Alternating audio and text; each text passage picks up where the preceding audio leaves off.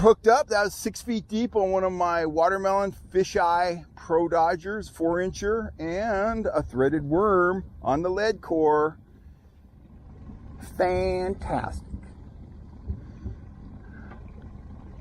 Goody, goody, goody. He's battling. He is battling. Oh, it's a nice fish. That's why he's battling. That's a chunk. That is a big trout. Keep working the rod, working the rod. If he thrashes, put the tip in the water.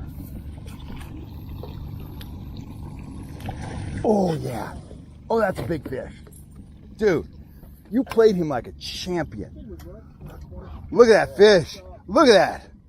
Oh, shit. Oh, yeah. He's getting bigger by the second, wasn't he? Yeah. Right there, 5-pounder. Awesome.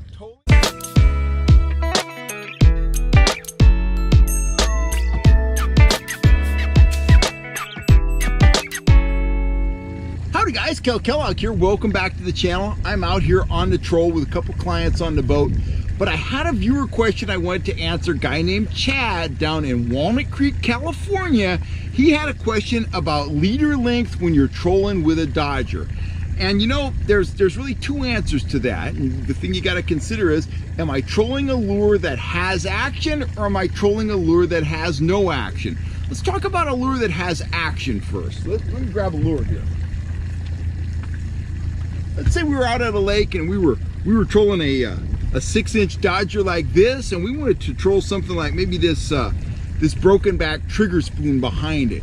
Well, this has plenty of action on its own, so I want to space that leader out, you know, anywhere from like 24 to 36 inches.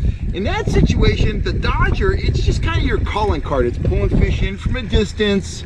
They come looking around, see what's going on. They see that broken back trigger spoon. They think it's a minnow. They grab it, fish on. You're a happy fisherman. So that's one type of leader length behind a Dodger when you're using a lure that has action. Now, if you're using something like this, I just put this together to kind of demonstrate. I got one of my Trout Tricks worms on there.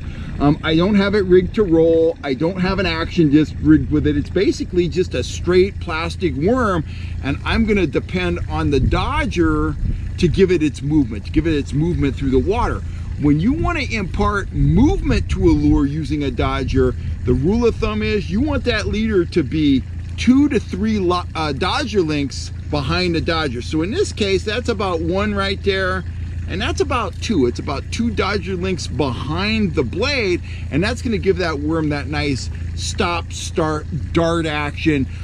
Think about a black bass angler throwing a Zara spook, and he's walking the dog on the surface. That plug's going to dart and stop, dart and stop, dart and stop. If you're fishing a hoochie or a fly or a Trout Tricks worm or whatever behind a Dodger, something that doesn't have action, if you get that 2 to 3 Dodger lengths of leader, you're going to be able to dial in that kind of stop start action, and that really triggers fish. It triggers stripers and black bass when you're fishing a Zara spook. It triggers trout and landlocked kings when you're running plastics behind a Dodger. So recap: the lure has action, 24 to 36 inches. The Dodger is your calling card. If you want the Dodger to impart action, a much shorter leader, typically 2 to 3 Dodger lengths behind the blade. And remember, if you're using it to impart action, it pays to have fairly stiff line for a leader. So I would use 10-pound test fluorocarbon. That's stiff enough that you get a lot of driving action from the blade transferred right to the bait. Anyway, hope that helps you catch more and bigger fish in the future, Chad. I hope that helps everybody out there in YouTube land that had questions about how to employ Dodgers. I'm Kel Kellogg. If you're looking for Dodgers, you know where to go, fishhuntshoot.com. I'll catch you next time right here on YouTube, guys. Thanks for all the support.